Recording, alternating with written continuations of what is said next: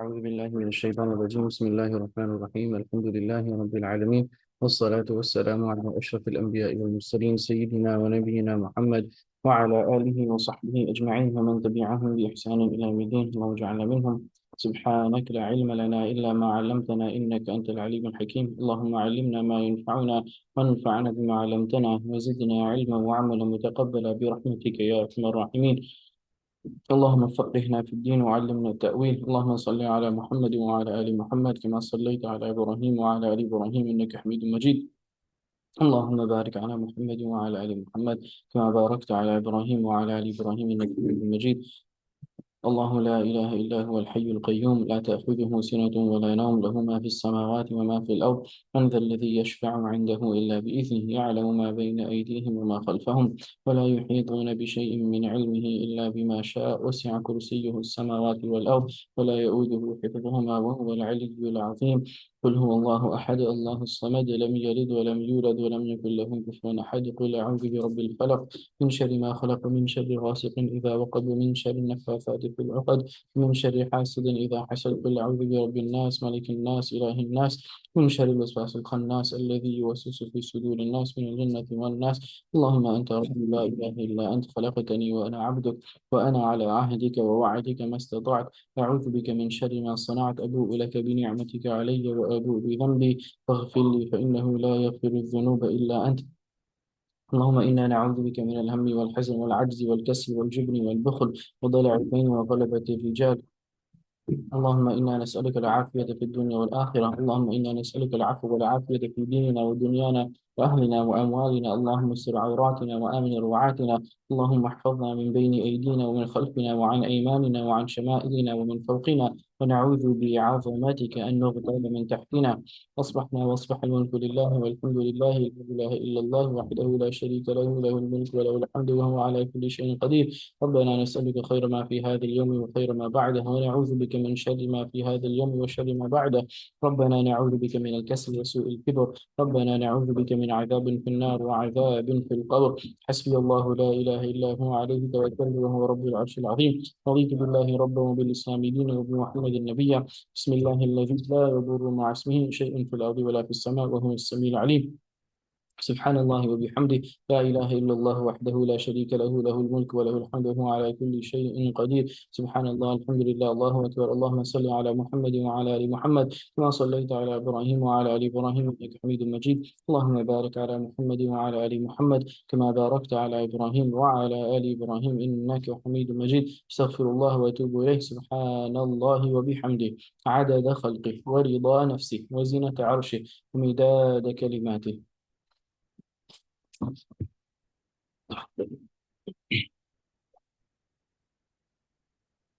Where else are you going to sit? They won't be able to hear. It's not punishment. It's encouragement.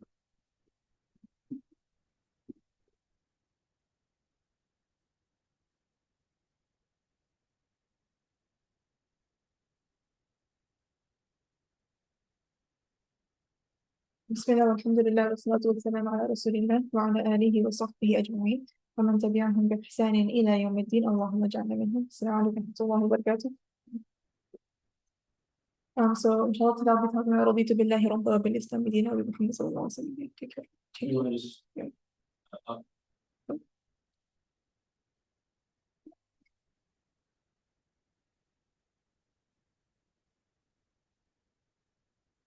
So I'm pleased with Allah subhanahu wa ta'ala as my Lord and Islam as my religion and Muhammad sallallahu alaihi wasallam as my prophet.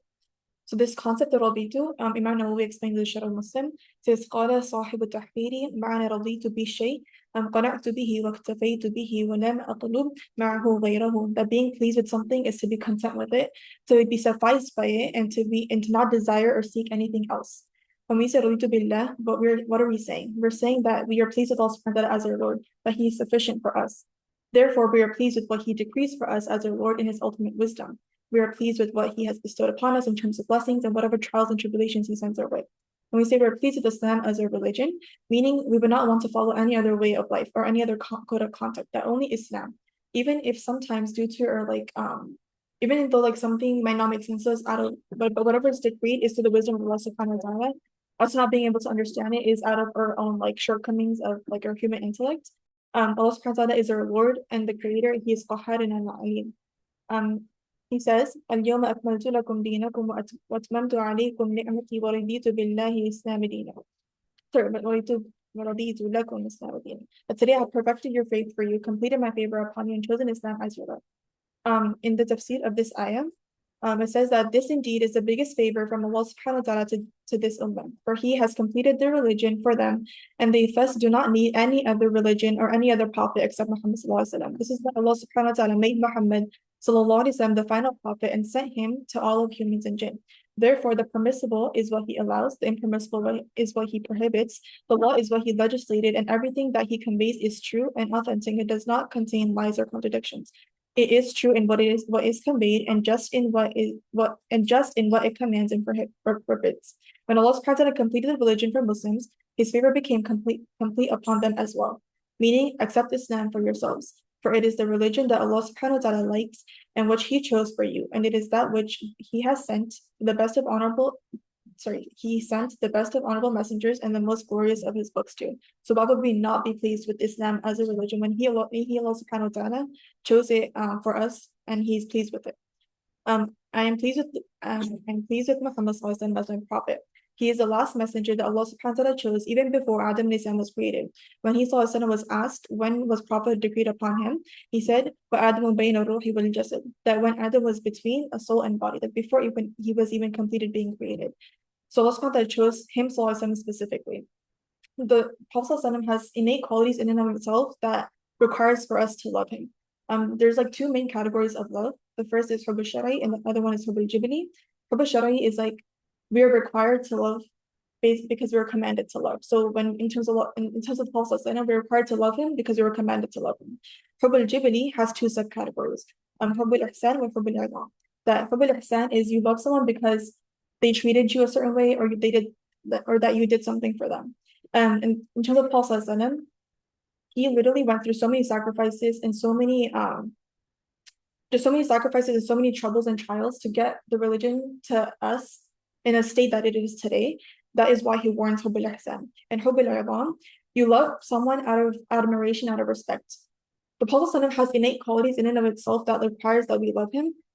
Even if we haven't met him, the qualities that he has warrants that we admire him and respect him. Therefore, we also need to give him Hubb al-I'dha. Therefore, the Prophet ﷺ has all of these categories of why we love him.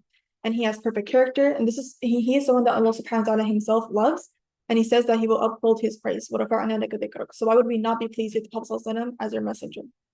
When we say things like subhanallah, it does not make Allah subhanahu wa ta'ala more perfect. He's already at the epitome of perfection, so far away from any deficiencies, any imperfections. When we say Allahu Akbar, it does not like make him any greater. He is the greatest already, hence being greater than anything else. When we pray to him or when we do acts of worship to him, it does not benefit Allah subhanahu wa ta'ala in any way, shape, or form. Rather, it's only coming back to benefiting us. Therefore, just like that, our pleasure to Allah subhanahu wa ta'ala is not benefiting him subhanahu, it's only benefiting coming back to us. So there's three right here virtues of this dua. So the first one is the Messenger of Allah said that Allah subhanahu wa ta'ala has promised anyone who says three times every morning and every evening will be blessed on the day of judgment, will be pleased on the day of judgment. The Messenger of Allah said, whoever says in the morning, I guarantee that I will take his hand and until I enter him into the paradise. And Messenger of Allah said that the one who is pleased with Allah subhanahu wa ta'ala as his Lord and Islam as his religion and Muhammad as his messenger has tasted the sweetness of faith.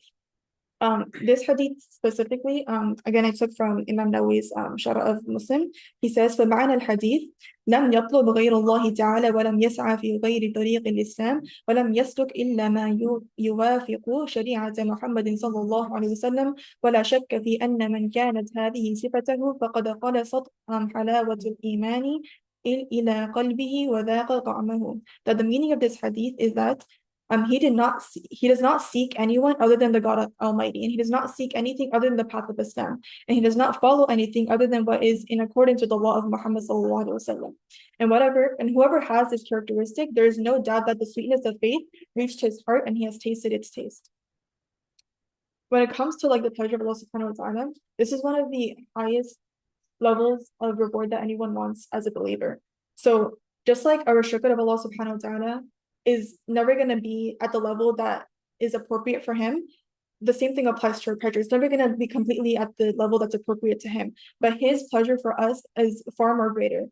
So in Surah At-Tawbah, he says, وَعَدَ اللَّهُ الْمُؤْمِنِينَ وَالْمُؤْمِنَاتِ جَنَّاتٌ تَجْرِي مِنْ تَحْتِهَا الْأَنْهَارُ خَالِدِينَ فِيهَا وَمَسَاكِنَ طَيِّبَةً فِي جَنَّاتِ عَدْنٍ وَرِضْوَانٌ مِنَ اللَّهِ أَكْبَرُ ذَلِكَ هُوَ الْفَوْزُ الْعَظِيمُ. Allah subhanahu wa ta'ala has promised the believers, both men and women, gardens under which rivers flow, to stay there forever, and splendid homes in the gardens of eternity, and above all, the pleasure of Allah. That is truly the ultimate triumph. So this pleasure that He is promising us is far more greater than anything that we would ever be able to do for him. The pleasure that he's going to give us is not out of our own works, not out of our own efforts. It's out of his both of it, it's out of his mercy, it's out of his greatness and generosity that he's giving us this pleasure. And that he's giving us this pleasure. So may Allah subhanahu wa ta'ala make us amongst those that taste the sweetness of faith and have the Prophet as their intercessor on the day of judgment, that we are pleased on the day of judgment, and ultimately that Allah subhanahu wa ta'ala is pleased with us. Any questions? Online, any questions?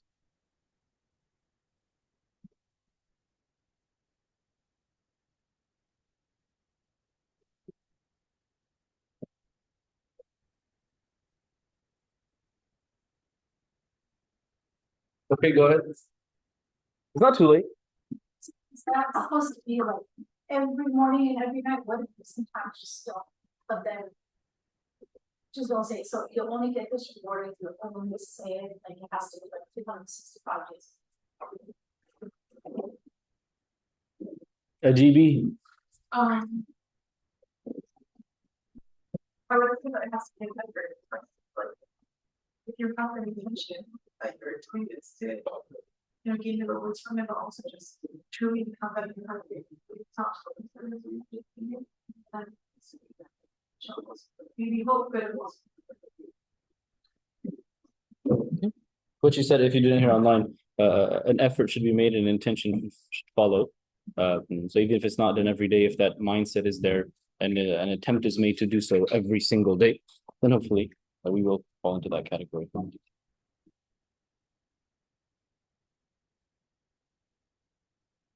Alhamdulillah. All right.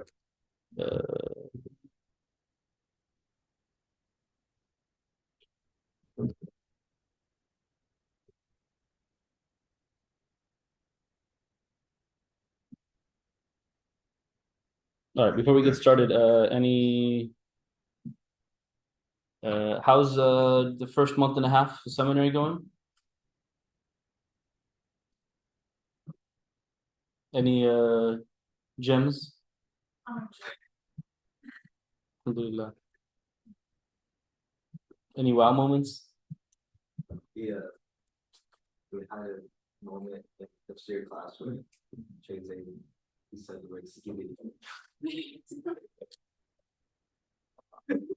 Okay, this is the not the direction I was going for, but okay. Spiritually uplifting, enlightening, anything like that.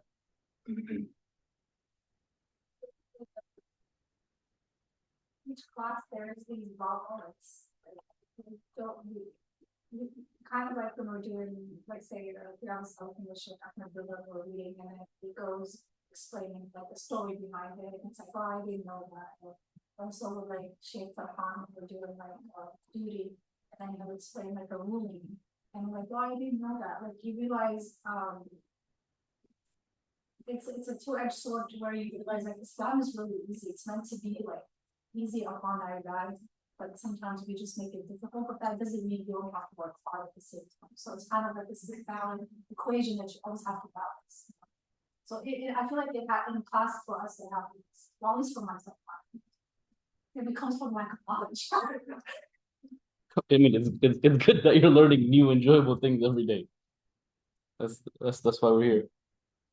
Going through some of the stories and stuff and seeing where like when we hear these kids and stuff, the stories all put together, right? It's like somebody writes it down in the book, but then we're seeing where the different parts of the story come from. It's from Hadith, from Quran, or some things are Sunni. So, In what class are you?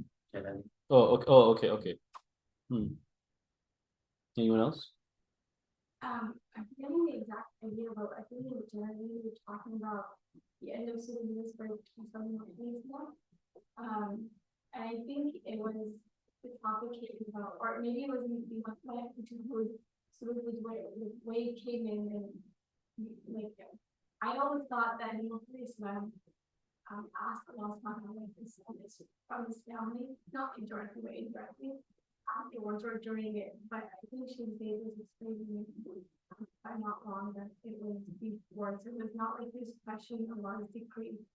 And I just felt like that was just so powerful that even during the midst of that whole entire, scene of the way, but he's still very questioning.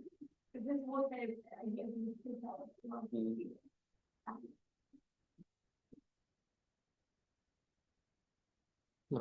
Seems like you're enjoying Jalalain. Alhamdulillah. Yeah. So should I have us read this article?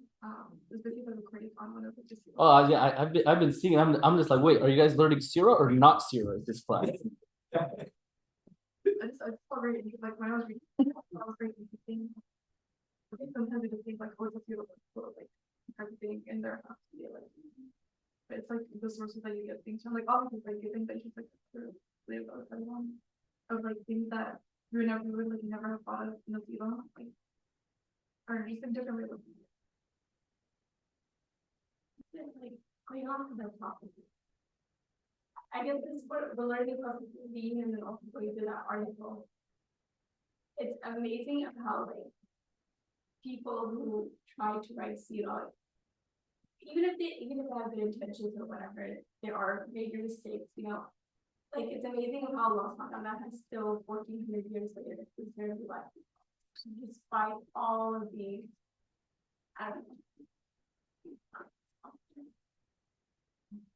Critics? Like we were going through the book Revelation, and there's certain parts where it's taken from non-Muslims who wrote, Yeah. but it's just like how you put this into this, Yeah. I mean, well, I was skimming through that article. I was like, wait, what does this have to do with your class? And then I just thought that article was a blast. Although I want to write a critique of that critique because there's a lot of mistakes in there. But that's a separate story. Well, I hope that gives you an appreciation of much of what the difficulty and the complication of the science of hadith has that Shaykh Akram was talking about. Like in this whole rest of people can say anything and just say stories, how there's still a clear trajectory of this is for sure, this is probably, this is maybe, and this is a big fat Norway Jose. That still this far later we still have that. So not to say, just to be real, it's not to say that only non-Muslims have those things. Because where do non-Muslims find this stuff? They don't make it up. They just found Muslims who said this stuff. Muslims who said this stuff either genuinely or ingenuinely, or who are just quoting everything under the sun and then happen to make a hodgepodge. And anything else? Yeah. Like in every class, there was a moment where I realized that the teachers are so true to the knowledge, and they're very they teach with a lot of integrity. Like for example, like Sheikh Bilal, they'll always go back to there might be something that comes up, he's like, I don't fully know what this is. And he'll bring it up the next class. He'll go and research, oh, this was this type of masla, this pattern. He'll just bring it up to us. And with Sheikh Zaid, he brought up like a really interesting chart of the potential lineage all the way back to Adam alayhi salam, just showing us all that until the Prophet telling us what a biblical source is, what we accept, what we don't accept. Just being very having a lot of integrity with the knowledge. Sheikh Farhan, he always brings up, he always answers our questions that we usually ask him about well, we heard this, we heard this, we heard this, we heard that. Can people listen to us and would they, all these questions and they'll explain to us why something is right or wrong. It'll just be very, again, integrity with the knowledge. And I appreciate that about the teachers listening. Look, anyone else? Anything else? I think for me, I have to go back to like, especially because maybe I grew up in Palestine and it's been a year and it's harder and harder with family being there and stuff. So when we covered the New York stuff that we have, and subhanAllah, like reading the hadith, no matter what, whether it's a faith or life or whatever, but it just always brings peace to know that it's timeless. And yesterday I came across like a whole page from Adam Ram that spoke about that, and it was just amazing to know that even 1400 years later, we can still relate to that, even though jihad may look like a different picture right now.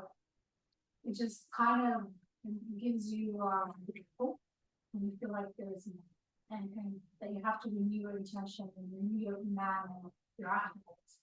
So that's what I feel like when I joined seminary. Very short after that, a month after that, it all started, and it's still going on, and it just I feel like it's grounding. Yeah, I was thinking about reading this in class, but then I just feel like we're just going to totally get tangented off. At the beginning of Shaykh Akram's book on lessons learned, which is basically his, he goes through his teachers at Nadwa and talks about, his experiences there and the people he benefited from, and a little bit about the biographies of some of his teachers. At the beginning, he has this intro about like, why do you like criticize, like Western education like so much? He's like, education before the Industrial Revolution was all about, as we would say, the arts, about morality, about philosophy, about how do you be a better human being, not about how do I produce more material to make more money. Because the entire world was like that. Once the West got the Industrial Revolution, well, now we can make money off of education. So let's only teach that. He says, no doubt, there are reforms and growth that can happen to, older madaris and institutions of learning. But at the end of the day, that is their core value. That if somebody goes to a religious seminary, an Islamic school, a madrasa, that ideally you have access to skills that you can get a job with. And what we don't realize is not everybody has to be an alim. Back in the day, even just 50, 60 years ago, if you graduated from like any place, from Darul Uloom Deoband to Madahir, any institution around the world, you could be like you were some of the best trained people on earth in language literature and prose. Like you could, like a 15-year-old graduate from like Darul Uloom Deoband could challenge the poets of Arabia, of Persia, and of India. Quality of, but like be a writer. Like you'd be like an 18-year-old. I just graduated from like religious studies. I studied Sahih Bukhari. I can go be like the best journalist because my writing destroys everybody. Like they had skills to do that. Obviously, in this world that we live in, nobody even wants writers anymore. But that mentality of you should have some skills to be able to at least be able to get some vocation or learn a little bit more, go to a secular degree, already know 90% of it because you already studied to get the stamp of approval and work. But at the end of the day, you should have built a moral compass through learning the Quran, learning the Sunnah, learning the Prophet ﷺ's life and of his companions, so that you're a decent human being, you're a good person, right? And what you're saying exactly falls into that of, even if I don't learn a technicality, because I would hope that all of us after year one, 97% of our day-to-day is managed, right? Like maybe something comes up in a family issue, you're like, oh, I need to go consult somebody for, how do we deal with this thing in family, whatever. But, after you're done ascent to felicity, like 95% of your life is done in terms of what do I need to know? And then the rest of it is just, how do I be a better person? How do I have more patience? How do I have more tawakkul in Allah? How do I encourage myself to be more charitable? How do I, stay away from backbiting and lying and cheating? That I genuinely become a better individual. That's the hardest thing, because teaching people stuff is hard. Changing people is even harder. And lastly, to your point, Umar was yeah, there are stories about some of your teachers that I've heard from people, just like they had like miraculous experiences with some of the teachers in seminary, like stories that I can't even wrap my mind around. And lastly, thank you for mentioning Mishkat. Mishkat was my favorite book in year 3. Everyone just keep hearing Jalalain, sure, not putting down Jalalain. I just like, for me, like Mishkat was like the greatest class that I had in all of seminary. So thank you for mentioning it.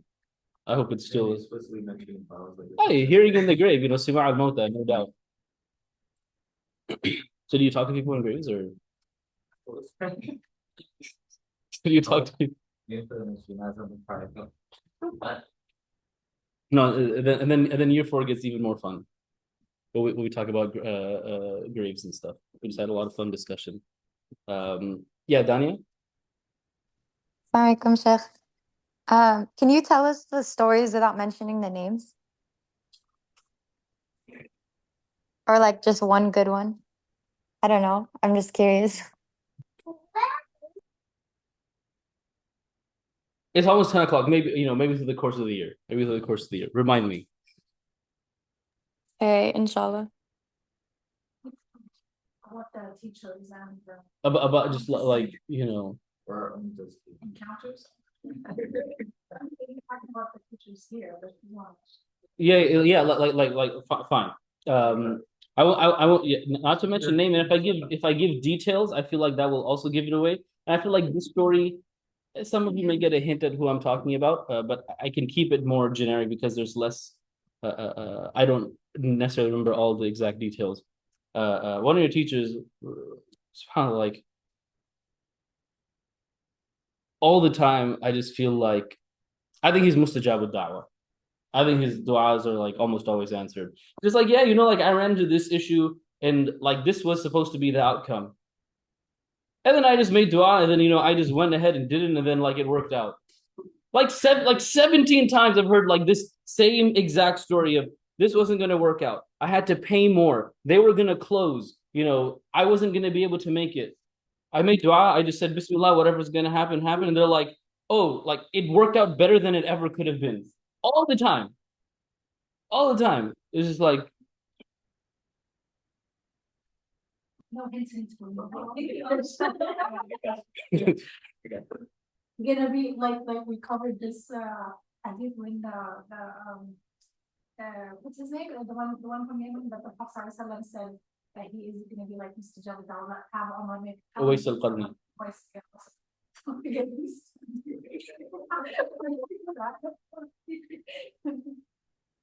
But you don't know if his mustajab, if his dua is being answered, or for him alone, or for other people. Okay, anything else?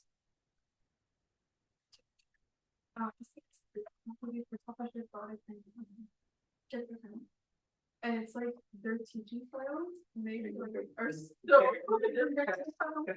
it's like one of the takes from it is like Patrick Felix is like, okay, you do things with the right hand fly. And it's just like the things that you get out of it are just so stuff, even though it's like the same books. But Genuinely value when you get to do the second half of hadith books, because in a lot of places around the world, like what's a common theme is the beginning of the book, first hadith, 3 classes, second hadith, 1 class, the next 10 chapters, every hadith gets like 1 class and then half a class, and then halfway down the year 10 hadith get 1 class, 3/4 of the year 1,000 hadith get 1 class, at the end of the year 3,000 hadith in 1 day. Like maybe not to that extreme, but like it's like so slow, detail, and then just like summer is just it's the whole day is just so value, and you get that in year we update that in year 4 as well, where that I will teach you the second half of Tirmidhi. That's a very lucky thing to have, because that's what you talk about. Babul Isti'zan, you talk about etiquettes about entering, you talk about Kitabul Libas, you talk about food, ta'am, al-ta'ima, sitting, like all of these we call adab and mannerisms, or else the beginning of the book is always either ilm Iman, or fiqh. That's it. So you know those very well, but nobody's really spends a deep dive going into the latter books. So very much appreciate that. And allow that to really make you feel content of sometimes we feel, oh, they study more Arabic books at such and such other school in America or overseas. Or you know what, they do more books of fiqh, or they study like Hidayah more in depth. Or you know what, we have like a primer in Mantiq, we have a primer in Usul fiqh. We don't really get deep down into the nitty gritty details about kalam and philosophy, like other schools do. But what you do learn, you learn it well, you learn it properly. Well, you're taught it well. Sorry, let me feel like that. You're taught it properly. You're taught it with care. You're taught it with integrity. And so if you're here and you absorb it, by the attestation of Sheikh Billu himself, there are people who can graduate from here and be better than graduates from Medina. There's no doubt about it. No doubt about it. So then that brings me to a curiosity question, because for me, like personally, and I think I mentioned this a few times, that when I join, I'm only joining because I want to hear from Fulano said Fulano. I want to learn it from the shuyukh, I want to learn it from the scholars, and I want to just apply it to my life simply for personal knowledge. But then some people ask me like, oh, so what after? Like if you do the 5 years, then what can you do with that? So for somebody that would ask me, somebody that wants to do something further, what do they gain from it? Like I know they like you get like a certificate and all, but what does that really mean? It really depends on the person and depends on someone's ability. Right? Like are they able to teach? Can they like work for somebody, or with the knowledge that they gain? Or like is it kind of like going to a 2-year and a 3-year college somewhere, or no? Yeah, exactly. I mean, Aisha and I both graduated from the Institute of Knowledge Seminary, and we teach here, right? You all know in your own classes, different students are at different levels. Every student that graduates, whatever year, will have something they can do with it, either for themselves, for their home, for their community, for their masjid, for seminary, for other IOK related programs, for school, for Saturday, Sunday school, for Friday night halaqat, for adults or young people or their friends.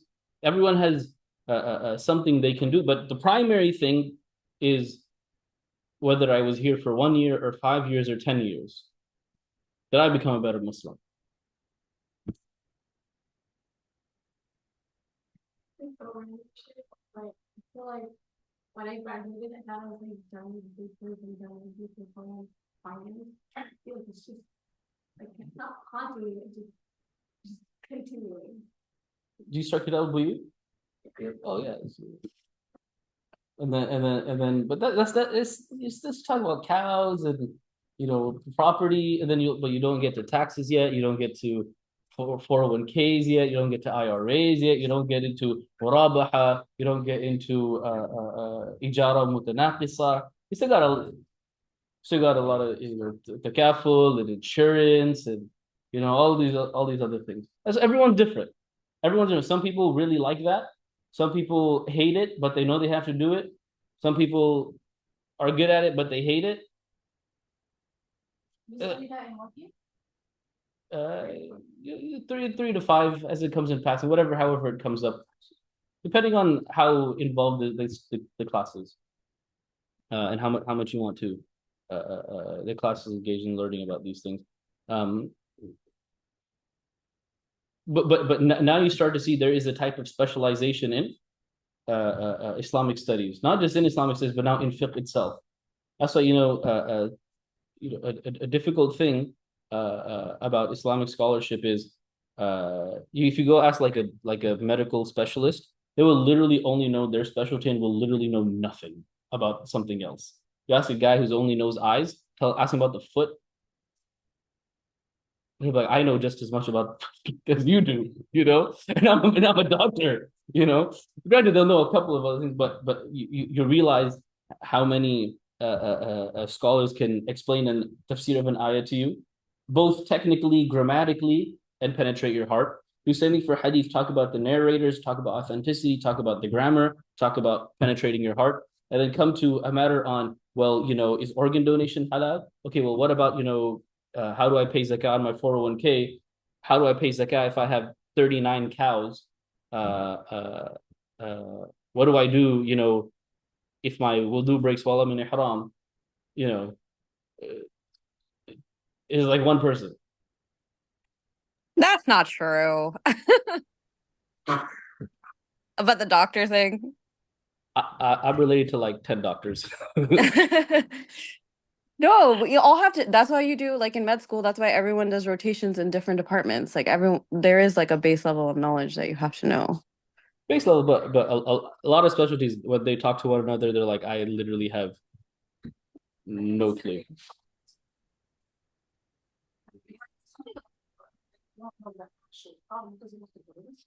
Yeah, like a lot of the surgeons, they literally have no clue about the other specializations in the household. Anything else? Okay, can you read? Announcing your presence. When entering your house, make your presence known to those inside before approaching them, so that they may not be startled by your sudden appearance. Do not appear like one who is searching for a fault in them. Sayyidina Abu Ubaidah, Amir ibn Abdullah ibn Mas'ud, said, when my father Abdullah ibn Mas'ud used to enter the home, he would make his presence known by speaking and raising his voice, so that they may become aware. Imam Ahmad ibn Hanbal said, when a person enters his house, it is recommended that he coughs or taps his shoes. His son Abdullah said, when returning home from the masjid, my father used to announce his arrival before entering by tapping his shoes. At times he would do so by coughing. Imam Bukhari and Imam Muslim have reported from Sayyidina Jabir that Rasulullah prohibited a person from unexpectedly surprising his family at night, whether returning from travel or otherwise, as though he mistrusts them or is merely searching for a fault in them. We read this one last time, right? Yeah. Okay. There we go. Okay, so I will scroll up too high. Okay, continue. Seeking permission to enter. If family members are resting in their rooms and you intend to enter that room, seek permission to enter. Otherwise, you may see them in a condition that you or they, for the matter, may dislike. This applies to your entire household, your immediate family, mahrams like your parents or children, and other non-mahrams as well. Imam Malik rahimahullah has reported in his Muwatta from Sayyidina Ata ibn Yasir rahimahullah. Yes, sir. Ata ibn Yasar rahimahullah, that a man asked Rasulullah sallallahu alaihi wasallam the following: should I seek permission to enter my mother's room? Yes, answered Rasulullah sallallahu alaihi wasallam. But we live together in the same house, said the man. Rasulullah sallallahu alaihi wasallam said, seek permission to go to her. But I am her servant, replied the man. Rasulullah sallallahu alaihi wasallam repeated, seek permission. Would you like to see her naked? No, replied the man. Then seek permission while entering. When entering, said Rasulullah sallallahu alaihi wasallam. A man came to Sayyidina Abdullah ibn Mas'ud and asked, should I seek permission to enter my mother's room? He answered, there are certain conditions in which you would rather not see her. Sayyidina Zainab, the wife Sayyidatuna Zainab, the wife of Abdullah ibn Mas'ud, said that upon reaching the door, Abdullah would cough. According to the narration of Ibn Majah, he used to make some noise, fearing that he might surprise us and encounter an embarrassing situation. A man asked Sayyidina Hudayfa ibn Yaman, should I ask permission to enter my mother's room? Sayyidina Hudayfa replied, yes, if you do not seek permission, you may see what you dislike. Sayyidina Musa said, the son of Sayyidina Talha ibn Ubaydillah said, my father went to my mother's room. I followed him as he entered. He turned toward me and pushed my chest, causing me to sit on the ground. Then he reprimanded me, saying, how dare you enter without permission? Sayyidina Nafi', rahimahullah, the free slave of Sayyidina Abdullah ibn Mas'ud, So Abdullah ibn Umar radiallahu anhu said, when any of Ibn Umar's children would come of age, Ibn Umar would assign him or her to another room. He would not allow any of them to enter his room without permission. Sayyiduna Ata ibn Abi Rabah rahimahullah ta'ala asked Sayyiduna Ibn Abbas radiallahu anhuma, should I seek permission when entering the room of my two sisters? Yes, replied Ibn Abbas radiallahu anhuma. He said, but they are not in my foster care. I support and provide for them. Ibn Abbas radiallahu anhuma said, would you be pleased to see them naked? He then recited the Quranic verses. وإذا بلغ الأطفال منكم الحلم فليستأذنوا كما استأذن الذين من قبلهم. And when the children among you are come of age, let them seek permission as those senior to them do in age. As senior to them in age do. يعني الذين من قبلهم refers to older people. Ibn Mas'ud radiallahu anhu. Ibn Abbas. Ibn Abbas radiallahu anhu concluded seeking permission is obligatory for all people. Ibn Mas'ud radiallahu anhu said, a person should seek permission when entering the room of his father, mother, brother, or sister. Jabir radiallahu anhu said, a person should seek permission when entering the room of his children, brother, sister, father, or mother, even if she is old. Most of these narrations have been recorded by Imam al-Bukhari rahimahullah ta'ala in his book Al-Adab al-Mufrad, while some of them have been quoted by Ibn Kathir rahimahullah under the above mentioned verse. But most of this is pretty clear and straightforward that unless it is your literal husband or your literal wife, knock and ask for permission to come inside.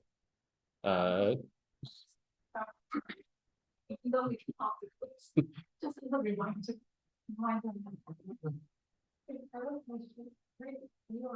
Yeah, but No, I thought we were more reading. no, go ahead.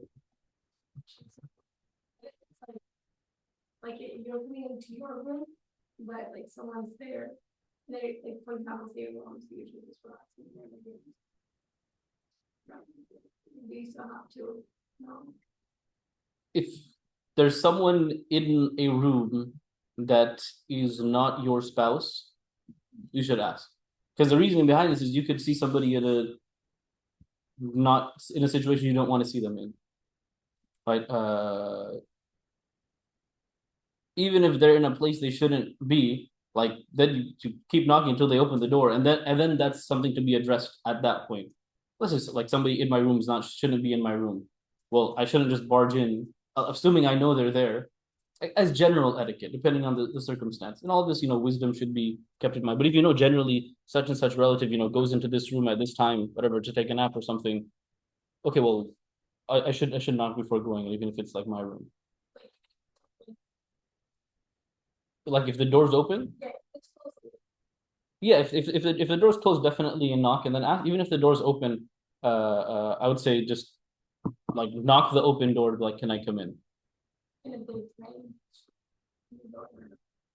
If you see their frame. If okay, well then you already see them. Like the whole point of asking is so that you get, so there's not, you don't get into a weird situation. But if like you can see them through the door, you know what I mean? And then it's not their room. Then like if it's your room, like yeah, then go in. I just as a simple example, like if that door's open, from like 9:20 to 9:30, I don't really care who's in here. I will not be like, I'm coming in, I'm letting you know. But if it's before that and there's other people in here, then I would ask, can I come in? Like, even if there's lady inside, but like, because from 9:30, I'm supposed to have access to this place. Does that make sense? I'm curious, since we're reading all this, like, I think we just had like a usul test and talking about like different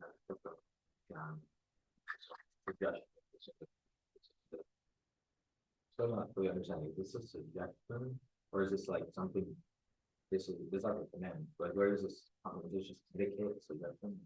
This whole thing about, or that verse like talks by under it. Allah for it. What is the, how is something an amr? It has a. That one, I don't know what the other word. Like, it comes in the form of it. Yeah, it comes in the form of fi'l amr. فَلْيَسْتَأْذِنُوا. So. That's it. So, لام الأمر. So by default, yeah, it would be wajib. Or, I mean, in this case, it would be fard. But different circumstances, like this, what she was meant, like the door's open, it's my room, but I see them. Right? Then in that case, the circumstance differs. But a general room, this is somebody else's room, the door is closed. Then I knock and I say, can I come in? Fard. Or wajib, depending on terminology. Like, for example, like walking in the house and stuff, when you mentioned that, Imam Ahmad would cough. That's when, like, entering the door. Yes. You know, like if you walk inside, you just kind of say salam a bit loud. Yeah, you just like we talked about last week, you just knock or get inside it loudly enough. Like say salam loudly enough that ideally somebody anywhere in the house knows that somebody just came in.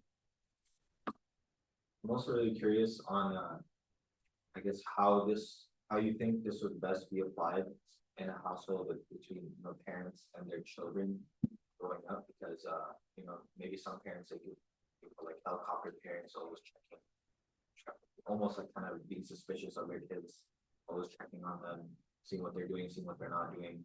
And then maybe there's some parents who want to,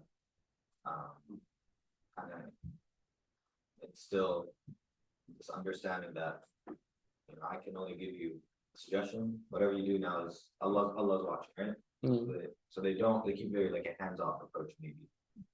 They don't. While some parents maybe they're just like to the bar, what's going on here? I'm gonna search through your stuff, see if you have something you shouldn't have. So I'm curious what you think a good way what's the right way, I guess, for parents in this day and age? Maybe some parents it's case by case, right? I think this is a very important thing to note, that Ibn Umar radiallahu anhuma, when his children would hit puberty, he would give them their own room. It means you don't come into my house without asking for permission. And that also means I don't go into your house, your room, without asking for permission. Right? That's the general rule of thumb. Obviously, like we said, there are different sinners. Like if I see smoke in somebody's room, or if I smell plants, those are different circumstances. But the general rule is I will knock and ask for permission to enter. That's in from one aspect your space, but also you're an adult, and do not want to see you as an adult child now. Even if you're 13, you hit puberty, you're an adult, and I'm going to respect that. Some people come from a place where parents, like he was also kind of wasn't asked that, because I'm a parent, I have teenagers and adults, like My house, my rules is my door. I can take down the door if I want. Kids, you respect them, your kids. So I have from 22 almost all the way to 15. Because you respect them and you give them their space, and I always knock and I talk to them, they're always knock too, right? But they take it to the extent where I'm gonna stay in my room 8 hours. So I know that that's not okay. So I kind of made a second rule to the world, which is if you're not doing anything you don't want me to see, which is like you're showering, you're doing homework in your quiet time, if you're playing a game, or you're sitting in your room, whatever, keep the door. The door doesn't want me to. So I can see you and I don't have to. But again, like he said, it's case by case, because then they take that to like, oh, it's my room. Yeah. With everything, wisdom intact, and people know their children. Actually, back then, when your kid was something, they were actually an adult. Right? Yeah. Because nowadays, you gotta give them another like 10 years until they're maybe, sort of ready to be an adult.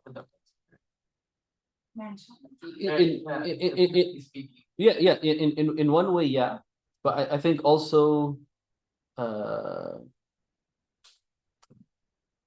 perhaps this can be a way to help kind of train them, get them into that kind of a mentality and the like, but also in the reverse sense of, if somebody wants to be really literal about this, you think anybody would let their 10-year-old, 7-year-old, 5-year-old walk in on them while they're in the restroom showering? No, right? Also, they didn't have showers and bathrooms at their houses back then, right? So you had to like go away, so you wouldn't have your kids there. But now, like you can imagine, in one way, we almost assume this privacy for ourselves from child's like 2 or 3, 4. Like But you wouldn't give it. you wouldn't give, So it's having a good balance. Daniel, you had your hand up. Yeah, Chef, I wanted to follow up on the question that someone asked. So like the concept of tajassus, does Mhm. that apply with parents and their kids? Like obviously when they reach a certain age, like you were saying, but for example, like going through like your kid's phone and that kind of stuff. It definitely can apply. But like every scenario is, different. Again, like if a parent hears things or smells things, or is told that, hey, your son or daughter is dating, or they like have pictures of something, like in those cases you're like, how that's dealt with should be done with wisdom and tact of, I'm here, I'll talk to your phone and prove yourself. Obviously, Yeah. generally speaking, nobody should be barging in like secretly, like looking through somebody's closet or their drawers or their phone or anything like that. But somebody could say it could be conceivable that in some extreme circumstances, that could be called for. But again, that is never that's not the default, and that should be only done in like extreme cases. Okay, that makes sense. Thank you. And like what we learned about the hadith of al-amana, al-amanatu, al-majalisu bil-amana. Except for, if somebody's going to kill somebody, burn somebody, steal somebody, steal something, or engage in extramarital intercourse. Right. But as a general rule of thumb, if there's something extreme, you can break, those basic terms of confidentiality and the like. You okay? Okay, continue. Be quiet while others are asleep. If you enter a place where people are asleep, whether at night or during the day, be quiet and gentle. Be considerate. Do not cause any undue noise when entering or exiting. Rasulullah ﷺ said, whoever is deprived of gentleness is deprived of all sorts of goodness. And with that, من حرم الرفق حرم الخير. And one حرم الخير كله. Sayyidina al-Miqdad ibn al-Aswad said, we used to keep aside the Prophet's share of the milk, and when he came back at night, he would greet us with a voice loud enough for those awake to hear, without disturbing those who were asleep. In addition, whenever Rasulullah used to offer salah at night, he would recite the Quran with a voice that pleased those that were awake, without disturbing those that were asleep. So again, just simple etiquettes of, if there are people who are sleeping or doing something quiet, again, giving them that level of respect. Similarly, other common things that we can apply this to today is, somebody may be, on the phone, either literally with their phone here, or they clearly have their headphones and they're like talking to somebody. They're not talking to themselves, most likely, right? Giving them that love, that space, and adjusting your voice likewise. Or if you see two people, who seem to be having a private conversation in the corner of a room, again, give them that space and that privacy. And other things, in a classroom environment, in a masjid, musalla environment, a Quran class kind of, whatever kind of environment it is, there are times when people who that is not their default place to be, respecting that environment. Right now, if somebody else was to come into this room who's not in seminary, that's fine. I don't mind if they sit in here, but the way and level that they talk should be appropriate to the rest of the environment. Nobody should be harming or taking away from the pre-established or rightful environment. Yeah. Mm-hmm.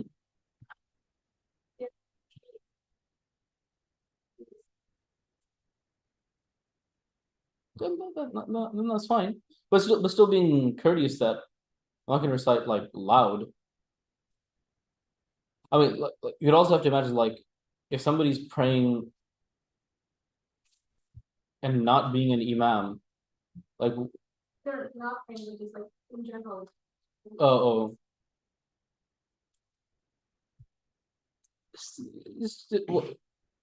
Common courtesy, levels of respect and the like of, just using one's best judgment. Even if they're okay with it, maybe I'll still recite a little bit quieter so they can hear if they want to, but it's not loud enough that they can't go to sleep or something. And everyone's going to be different. Cool. How many you want to read? Knocking and ringing. When you are at the door of your brother, friend, associate, or someone you wish to visit, knock at the door in a pleasant way which is sufficient to make your presence known. Do not unethically knock loudly or violently as a thug or an oppressor would do, thereby frightening its occupants. A woman came to Imam Ahmad ibn Hanbal rahimahullah ta'ala seeking his opinion on a religious matter. She knocked at his door loudly. He came out saying, "This is the banging of a policeman." In other words, it is not befitting to knock in this manner. I feel like at some point in my life goal would be to write a book that is compiling all the statements of the scholars in regards to their thoughts, their opinions, their treatment, their comments about law enforcement. May Allah give me the tawfiq to do so.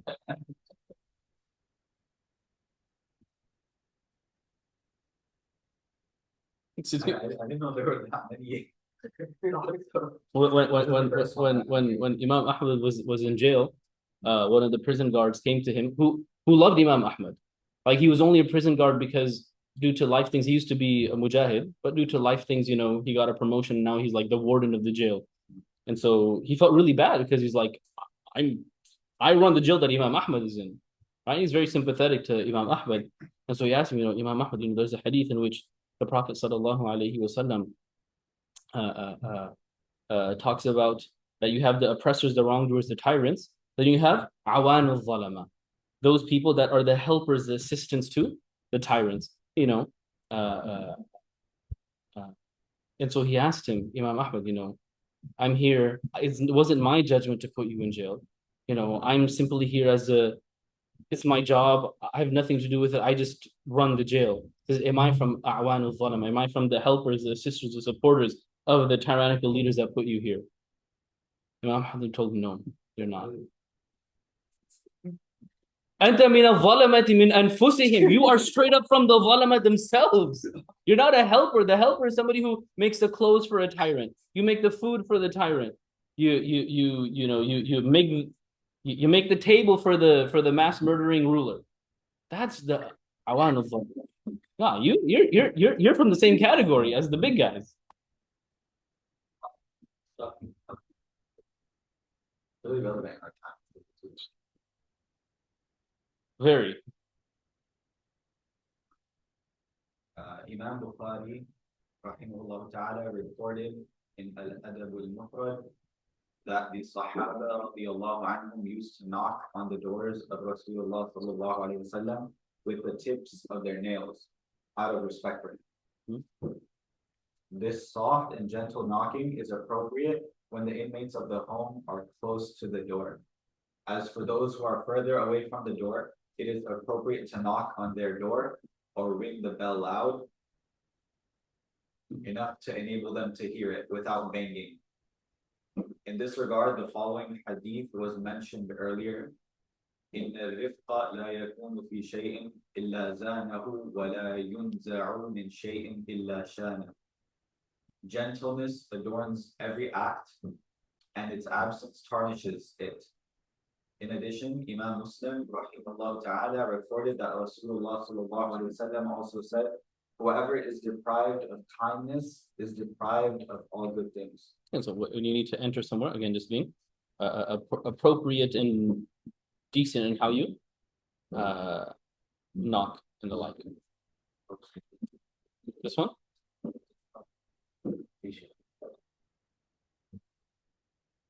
This is the same one we covered before. Yeah.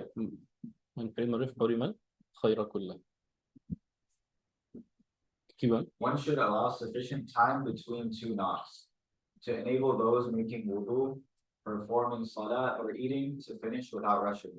Some ulama have suggested that this interval be equal to the duration of 4 rak'at of salah, since it is possible that a person may have just commenced the salah before you knock on the door.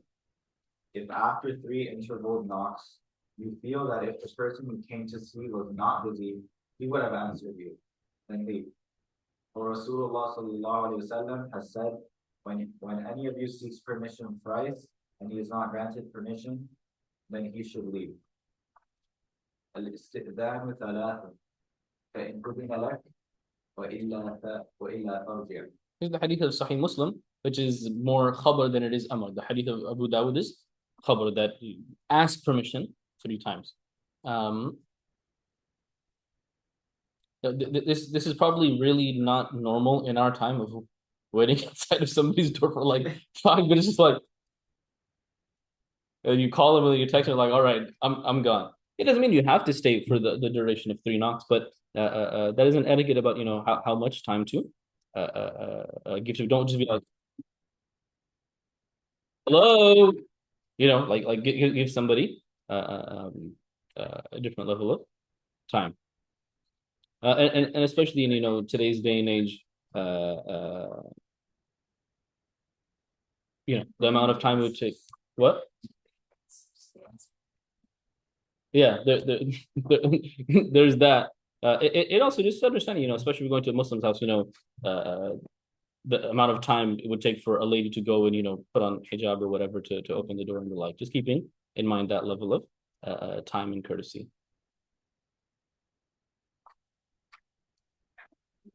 Mm-hmm. While waiting for permission, do not stand in front of the door. Rather, stand to the right or to the left. When Rasulullah sallallahu alaihi wasallam would come to someone's door, he would avoid facing the door directly. Instead, he would stand to the right or to the left of the entrance. So again, you don't see directly into someone's house, because if they do open the door, well, they're going to open in such a way that you don't want to look into their house. So if you're looking off to the side, then you can just see them, or not even see them, just look at the door, but be able to speak to them, and they can say, okay, then they can say, yeah, you're good to come in. And then even when you're at somebody's house, again, not just be like, she got over here, you know, like don't just like, obviously somebody's like, you know, by all means come and look around, you know, obviously, you know, all of these things should have a general level of permission associated to them. And at the end of the day, really just comes down to, how do you want somebody to act in your house? You know, you generally, we think things are fine until somebody starts opening your cabinets. You're like, wait, why are you opening my cabinets? You know, and the like. Answering, who is it? When you knock at the door of your brother and you are asked, who is it? Then identify yourself by stating your known name. Do not say me, someone, or somebody, for these words do not inform him as to who is at the door. It is incorrect for you to expect your voice to be known to the person whom you are visiting, since voices and tones resemble each other and can be confusing. Also, not every person in the home you are visiting may be able to recognize your voice.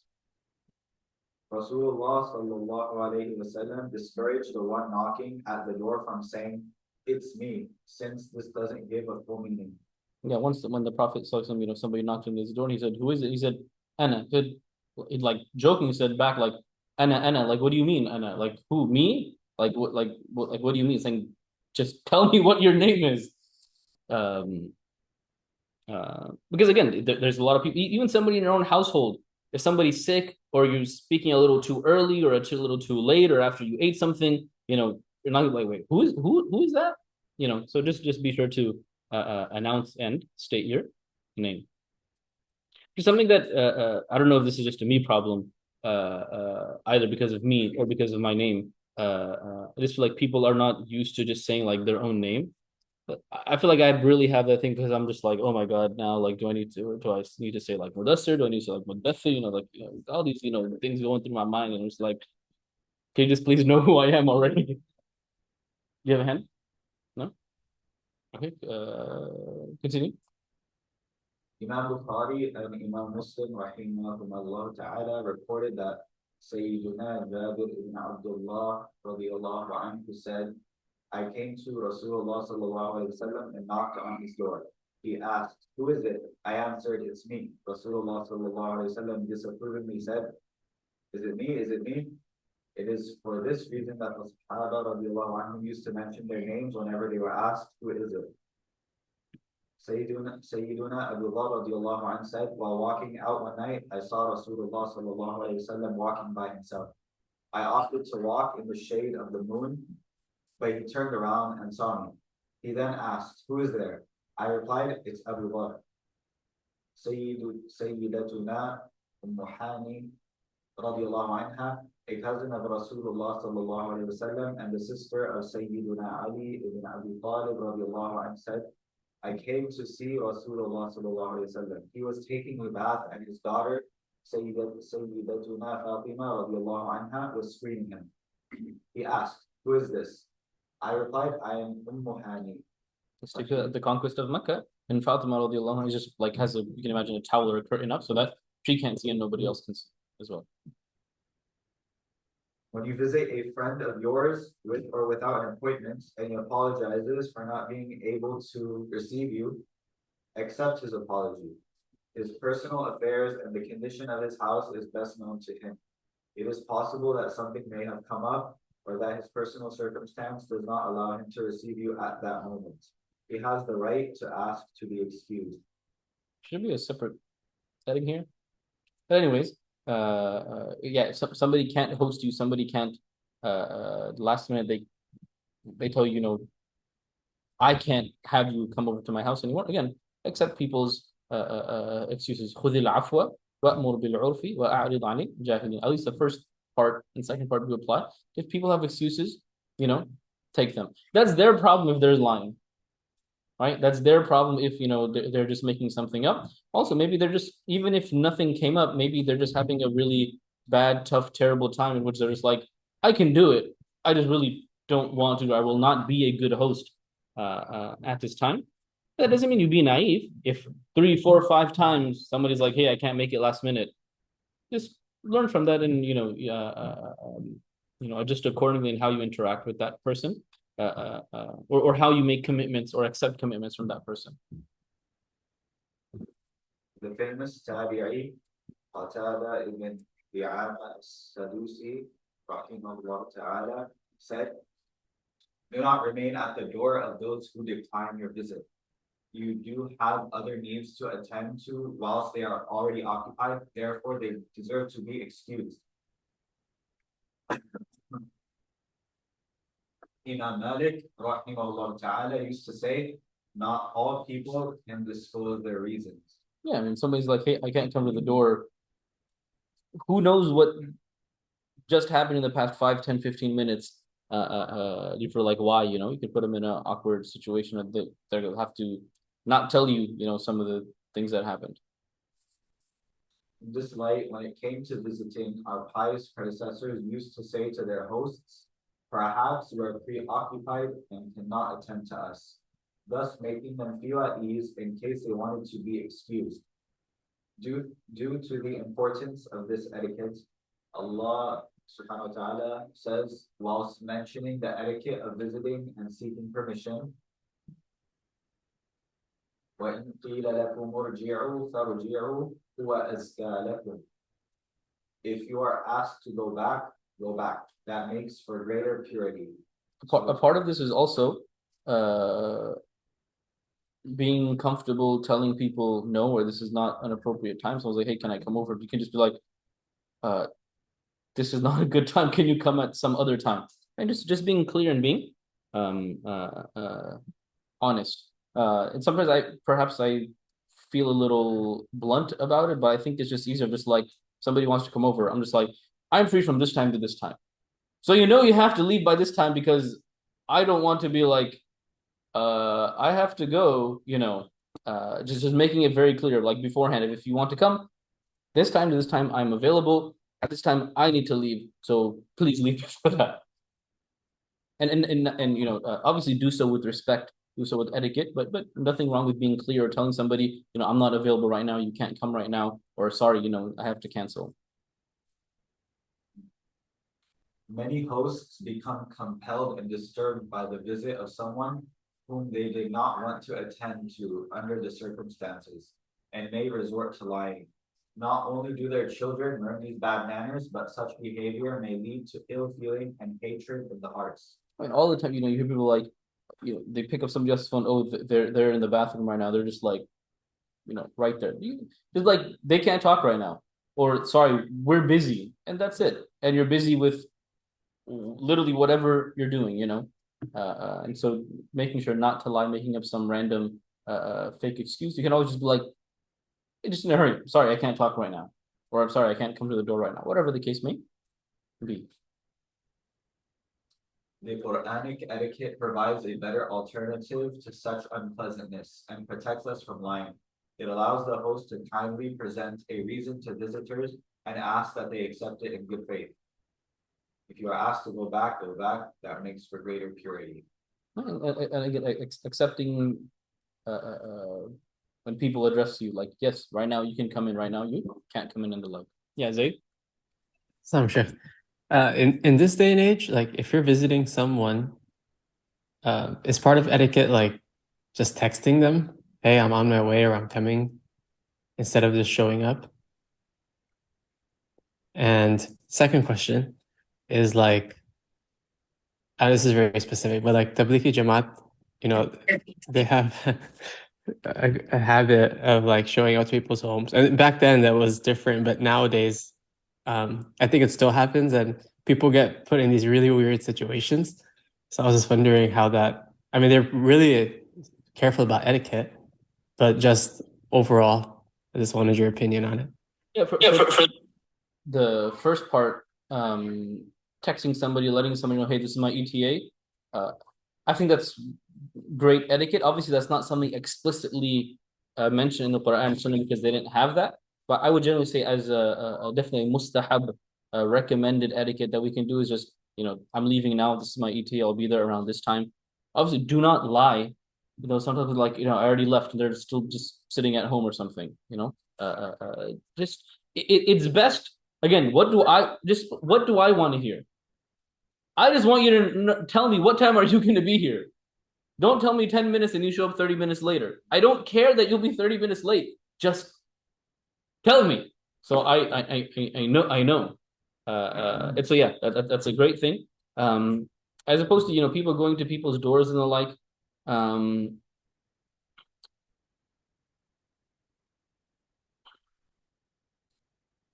I feel weird to say that it's bad etiquette because you're theoretically doing something reasonable. You're not asking to come in. You're just asking, are you free to talk? You know what I mean? It's like calling somebody. Yeah, you call somebody under like the age of 20 these days. And it's like, why didn't you text me before calling me? It's like I understand that, but is that bad etiquette? I don't know. Like, I feel like when you practice it with people, then I feel like I'm very careful when it comes to that. Like I won't just show up, and I expect people not to show up. yeah. When you treat somebody like that, but they still show up, you're like, wait, you could have texted me, you could have called me. And unfortunately, like this is adopted by the Western world. And I don't be surprised, like not surprised. You tell somebody, sorry, I can't see you this week, or I can't see you today, or no, today won't work. They don't take it wrong.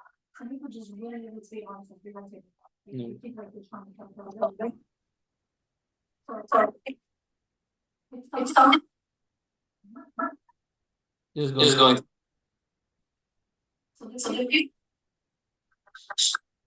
when you practice it with people, you kind of like, you're not telling them directly, but you're indirectly saying, okay, will tomorrow work for you? What times work for you? Okay, what days? We can work with your schedule.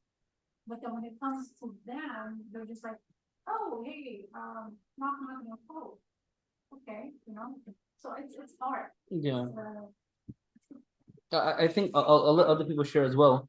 But I think one thing to keep in mind is, in one way, I feel like it becomes okay if you're a further random relationship. Like if it's somebody who I'm like, oh man, I can't just leave you at the door. Now I have to like entertain you or bring you inside. Then I feel like maybe somebody like that who knows should ask. or text beforehand, hey, you know, can I come? As opposed to like my neighbor is not going to text me like, hey, can I, you know, come by? There's gonna be like knock on the door. If not, leave it at the door. You know what I mean? You know, like I feel like the level of relationship and what's expected for the host to do can, you know, do something in that, you know, relationship. Zayd, you have something else? I was gonna say, like, you're not in any way obligated to open the No. door or whatever, right? Like the whole point of وَإِذَا قِيلَ لَكُمْ ارْجِعُوا is literally somebody says, they knock on the door and you say, yes, Assalamu alaikum. Say, wa alaikum salam.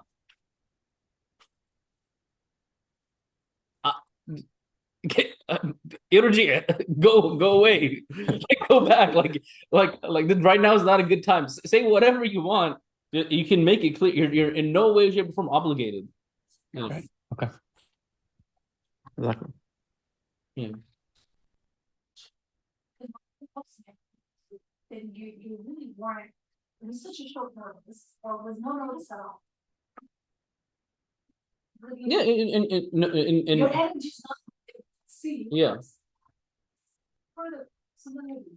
That's the whole point of this. Just say no. If it's not going to be a good time for you to host, just say no. And then everyone just has to deal with, you know, their own personal circumstances and the people in their life. Like somebody may have a relative who's like, if I tell them no, that will be a bigger disaster in my entire family than if I just like, oh, okay, give me 10 minutes. I'll be right back. Come sit down. You know, like everyone's family, everyone knows people differently. It's just everyone should just use their best judgment. Everyone should just use their best judgment. What comes to one's parents?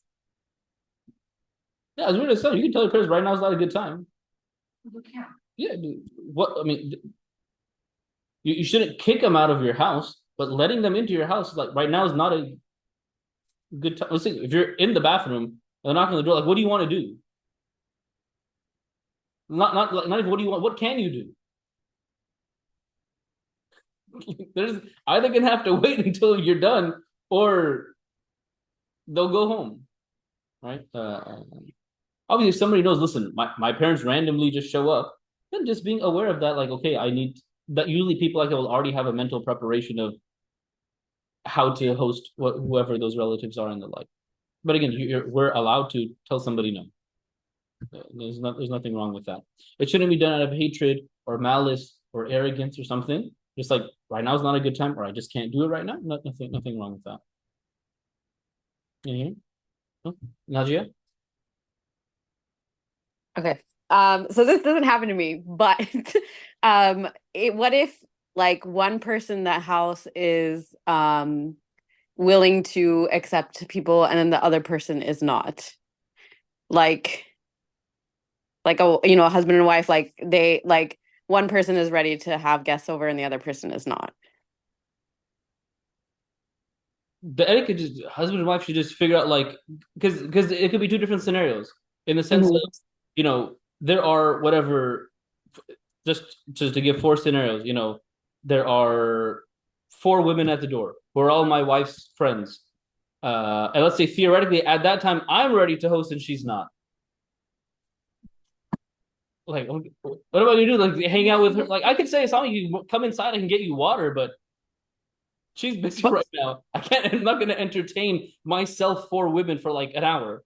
Yeah, but I'm saying, like, I guess.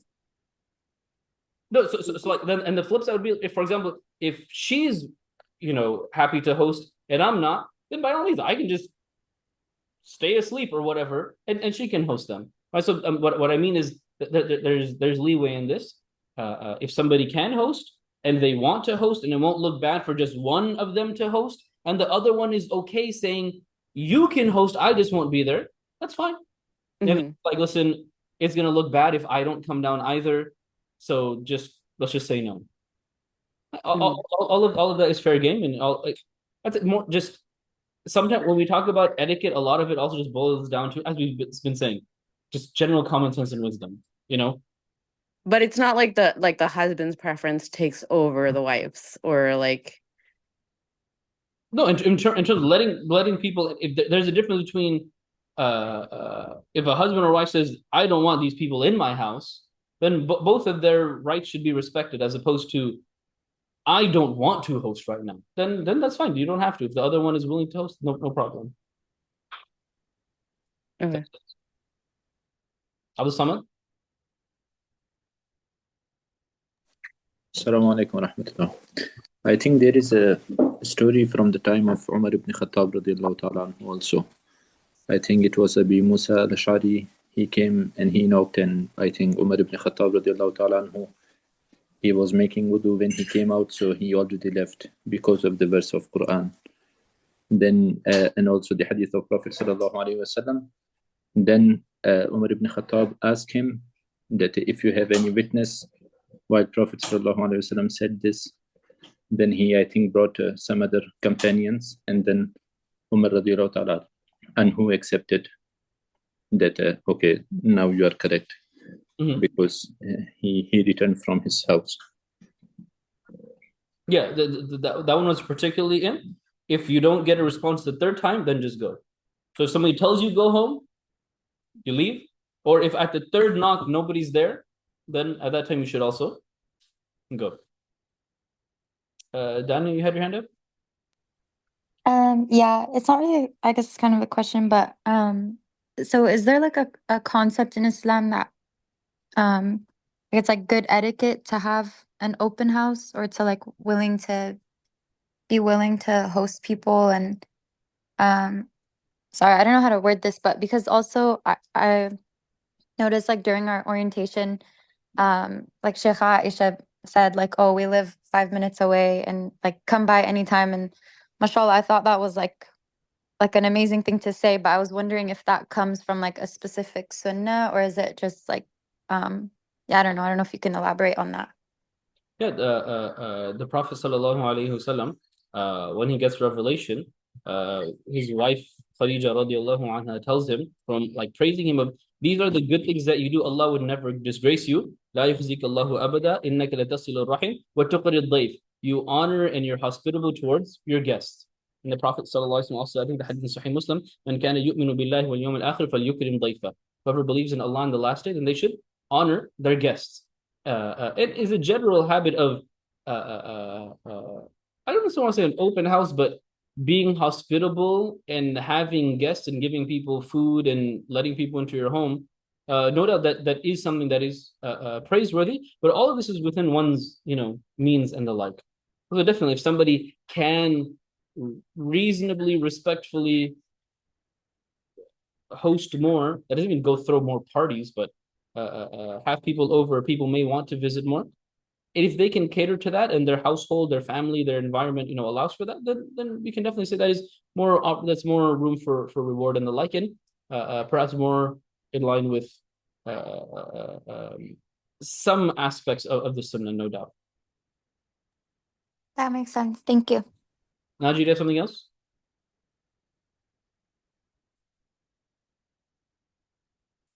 No, sorry. I think it was up from before.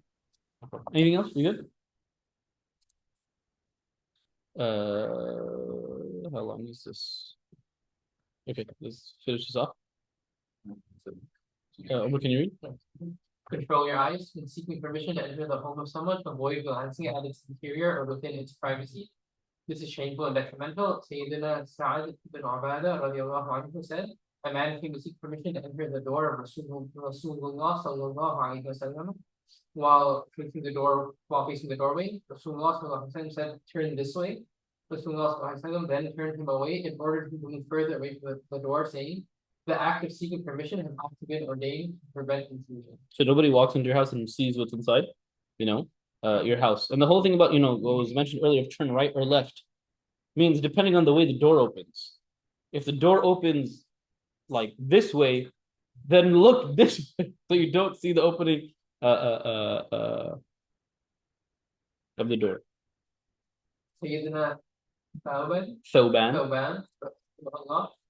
recounted that Rasulullah said, a person is not allowed to look inside a house before being permitted.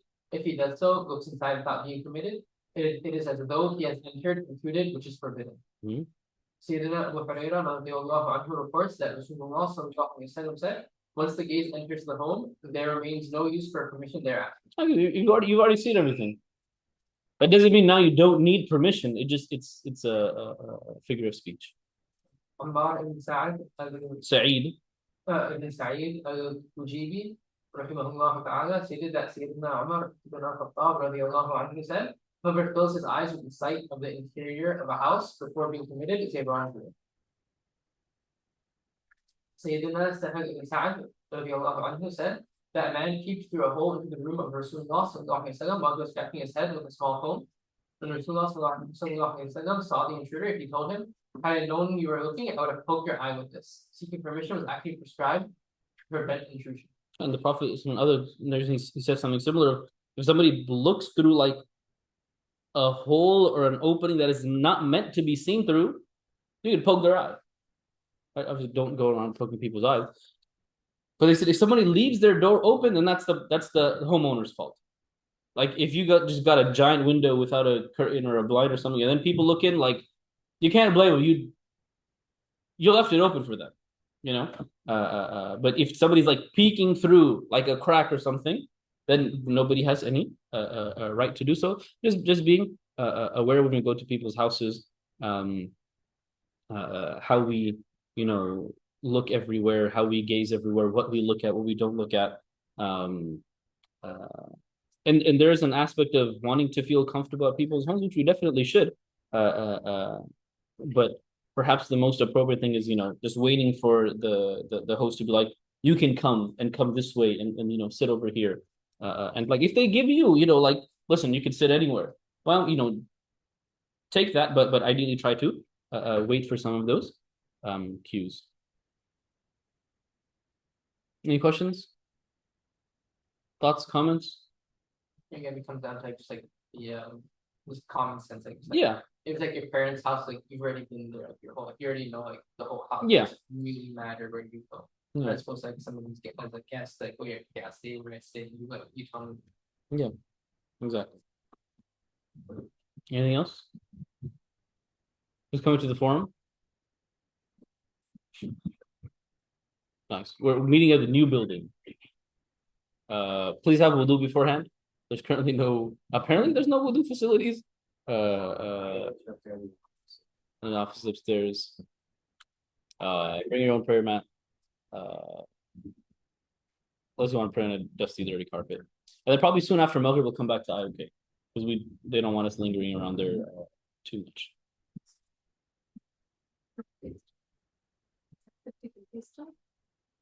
What? No, we will. Like I was assuming 5-10 minutes after Maghrib we will be coming back.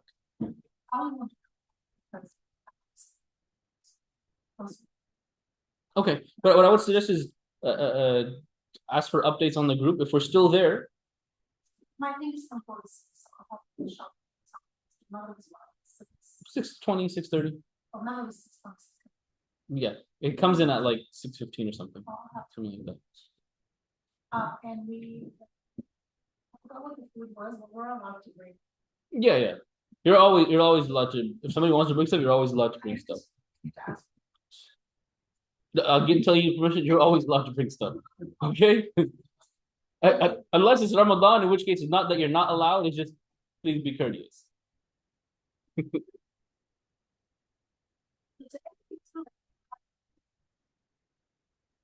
Yes, Baby Z will be coming to the forum. But what was that? I'm not your teacher.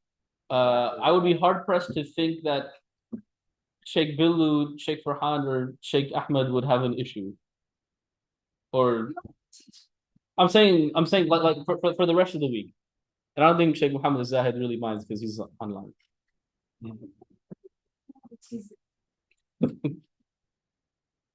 Anything else? Maybe it's Zainab. Somebody asked if Yahya was asking if Zainab's coming. Or Yahya asked if Zainab's coming. It's off topic, but kind of like the word haram technically it needs a certain degree of something. It's haram to use the word haram if something's not haram. Let's put that very clearly. But for example, like nowadays, people use it more loosely in the sense of like let's say makruh, but in my opinion, you shouldn't do it, whatever. So people kind of say, how lenient are we regarding? It's haram to do that. If something's not haram, it's haram to say it's haram. Just the different mashayikh. Like for example, I know mashayikh that do that. Do what? Just give me an example. I don't know what your opinion is on this, but I know a couple of scholars who say going to a basketball game is haram outright. Mhm. So like Well, obviously there's no like specific dalil that says going to a basketball game is haram. It's probably So like- it doesn't reach that level. If somebody doesn't give you the dalil, that doesn't mean they don't have their own dalil. If somebody doesn't give you the evidence, that doesn't mean that doesn't mean they don't have it to be able to prove their point, right? So that's not a case wherein somebody is saying something is haram when in actuality it is absolutely not haram. This is a scenario in which there is clear difference of opinion. And somebody can say it's haram, somebody can say it's makruh tahrim, and somebody can say it's makruh tanzihi, somebody can say it's mustahab. I'm sure you have somebody who says it's sunnah mu'akkada or fard, to do that. You're giving da'wah to the non-Muslims, that's fard. So in that, granted, should people be a bit more like it's I think it's haram, or even then, what you find in most fatwa is if something is not directly prohibited from the Quran or Sunnah, usually this is a part of training a mufti, like uqud rasm al-mufti. How do you train a mufti and a qadi? A part of that training is if something is not literally textually in and of itself haram, then don't call it haram. Use other words that will say that is not allowed. So say it's la yajuz. It's not allowed. It's not permissible. It's not okay to do this, as opposed to saying something is haram. Or even honestly, a najam would be, instead of using the word haram, say, I do not consider it permissible to go to such and such place. That's more of the etiquette of being a mufti, but people can have their adillah to do that. Where this is one of those things where, like I said, it's not that this is absolutely not, but somebody can argue that it is. Does that make sense? So your thing is basically, if it doesn't reach that level, then you might use like a single number. That's the ideal, but I also don't want to be inferred from that is that I think somebody who says that going to a basketball game is haram is doing something haram. They may not be using the best words, but I wouldn't think that person is outlandish for coming up with the absolutely absurd opinion that is haram to hold. They're using the word like a likeness. Yeah. I suppose somebody's like going to the masjid is haram. Like saying that is haram, right? As opposed to this, like there is leeway back and forth. Perhaps lighter words should be used because of the gravity of that word. But no doubt people can prove or hold that such an opinion. I think if somebody has that opinion, like I can reasonably see how somebody could have that opinion. Yeah. Yesterday there was a situation that came up. I think you were there too. Someone asked Christian mother, their son died. How do I respond?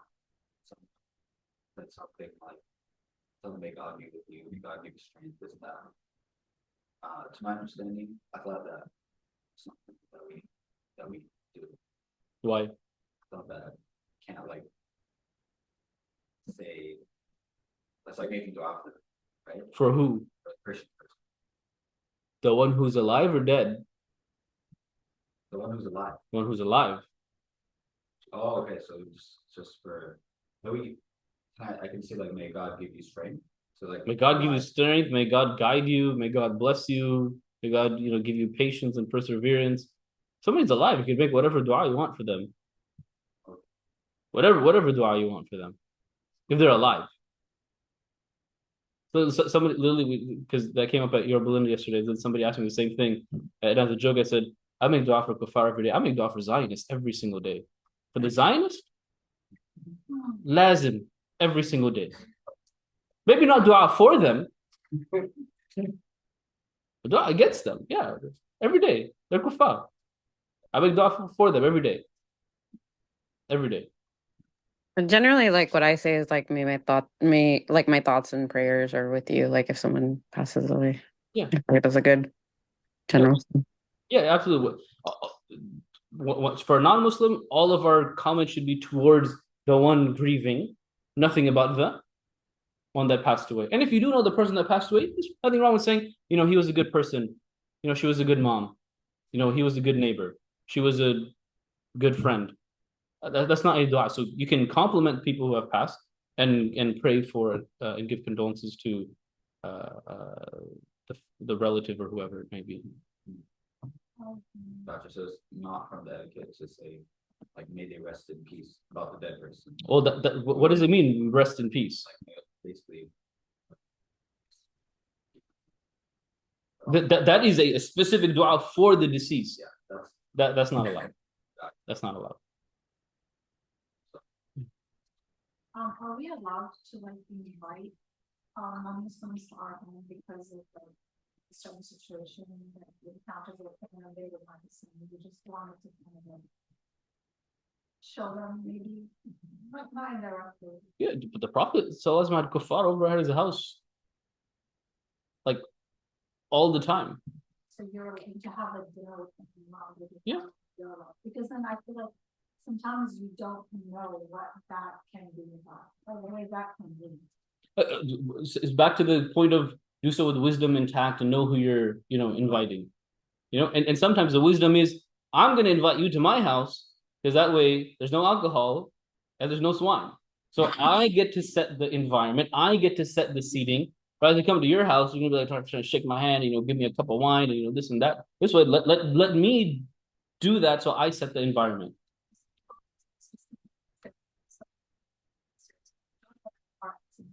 And the car behind the car she hit, well, my daughter was going on clothing traffic, and this person was going for a stop sign, so the person behind her actually got out of this car. My daughter was like shaking and crying, so by the time I got to her, he was an older man, like 72.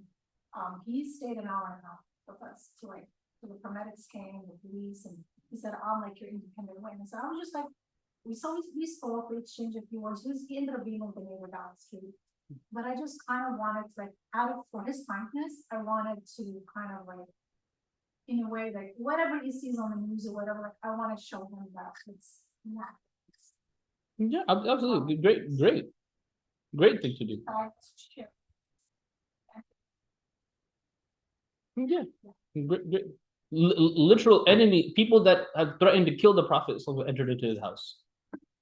Like Rabi' ibn Utbah, one of the major enemies of Islam, came to the Prophet ﷺ's house.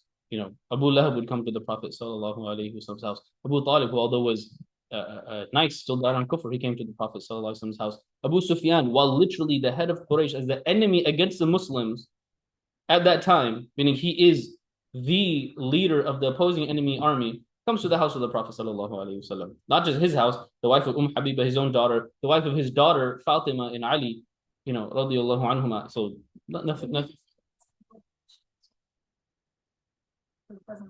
But you could say, okay, for his daughter-in-law, but he also came to the Prophet ﷺ's daughter's house. And that relationship is, at that point, third, fourth cousin. That's yeah. Are we allowed to invite him to masjid? And then if you do, I think half the masajid in Soka have an open mosque day tomorrow. Yeah. Open mosque day tomorrow. So okay, Come to go. they have to wash a certain way, they have to dress a certain way, or no reason. They don't need wudu to enter into a masjid. No, but what a state of Yeah, they're all in the state of janaba. Like realistically speaking, practically speaking. But they're not doing, as some fuqaha said, they're just doing murur, they're just passing through. And most of the masajid, they're not having them sit in the musalla unless they just watch the prayer. All of these conversations are done in like the NPR, the side room, this, that. You're getting a tour. You're not sitting there. They're not staying there.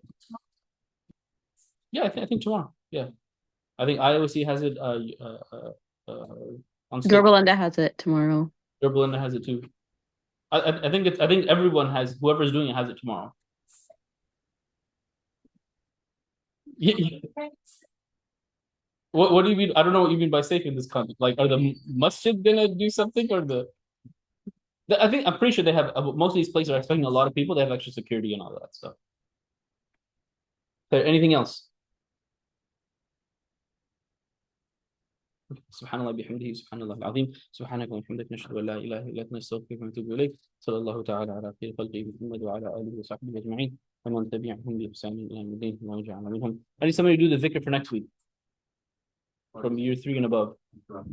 You pick.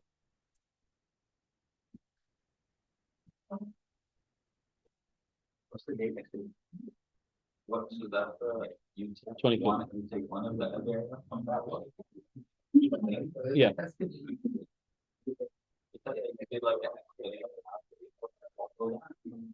No, whatever you want. I mean, not whatever you want, but like something reasonable. You can do it. I'll let you know. You can tell me the day before. I don't mind.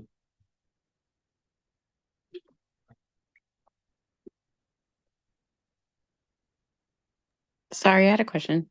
Yes. For the Salah chart, what are we supposed to do?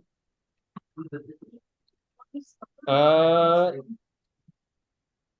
think 2 weeks ago I gave a whole spiel about what to do. Mhm.